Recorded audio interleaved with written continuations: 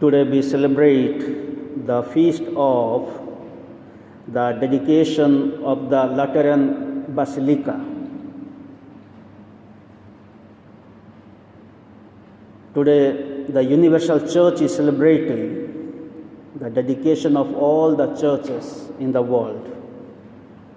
Why do we need to celebrate the feast of the dedication of the church?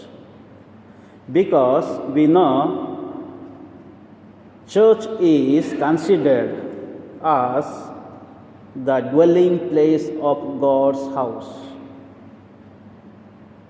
Every temple or church is considered as the presence of God. In the Old Testament, book of Prophet Isaiah, chapter 56, verse 7, there we find God Himself is telling, "My house will be called the house of prayer for all people." So God's house is called the house of prayer for all people, whether they are poor or rich, whether they are Jews or Gentiles, black or white, doesn't matter. So God's house is meant for all the people. It is sad to hear in today's world, in some temples, all are not allowed to pray.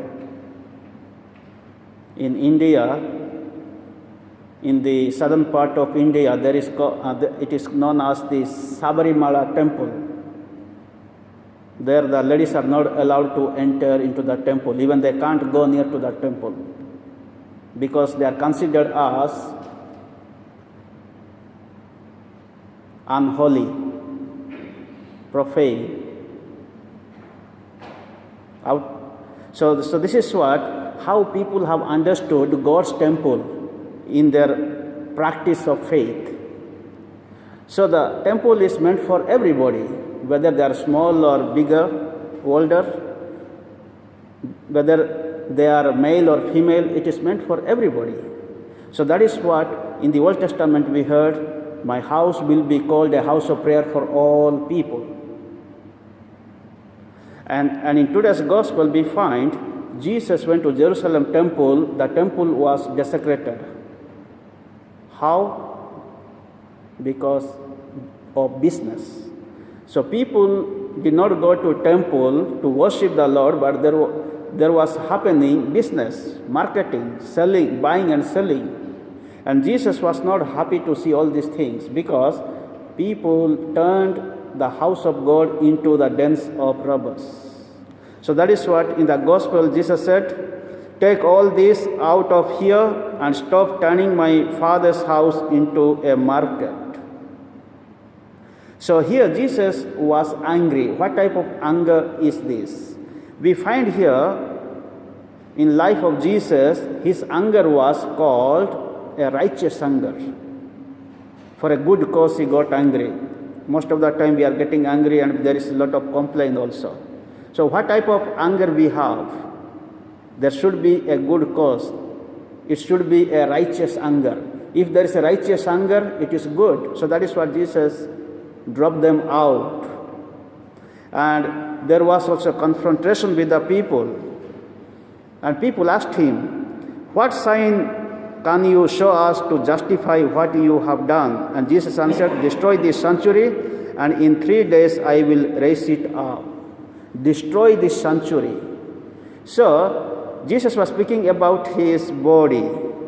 So where is the sanctuary, true sanctuary today?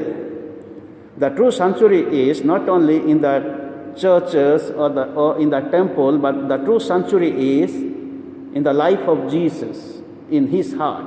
Therefore, in the second reading, we heard from the letter of St. Paul to the Corinthians, first letter, "You are the temple of the Holy Spirit." So in every individual, there is the sanctuary. God's temple is there. So today, it is nice to have so many temples or churches to build. But today, where can be built? In Delhi, New Delhi in India, the Hindus wanted to build the Ram temple because there is a mosque. So they believe that Ram temple was there before the invasion of the Muslims, the Mughal Empire.